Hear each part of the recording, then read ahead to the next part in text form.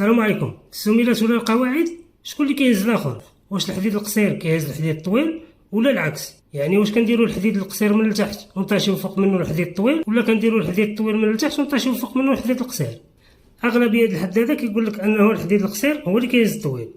علاش؟ لانهم كيقول لك ان الطول ديال البوطو كيمشي مع الجهه الطويله ديال السميله، وفي الكروج الصباط ولا داك الكود ديال الكروج كيخرج في الجهه القصيره، يعني خصو يلقى البارات الطوال يتحط عليهم. وهاد القاعده ما صحيحاش. بالنسبه لهاد البلان عندي الروبير واحد والروبير جوج. في السميله رقم واحد الروبير واحد هو 13 بره ديال 12 اللي كيمثل ليا الحديد القصير، الروبير جوج 10 البرات ديال 14 واللي كيمثل ليا الحديد الطويل. ملي غنشوف في لاكوب الروبير واحد هو البرات الفوقانيين اللي هو الحديد القصير، الروبير رقم جوج هو البرة التحتانية اللي هو الحديد الطويل.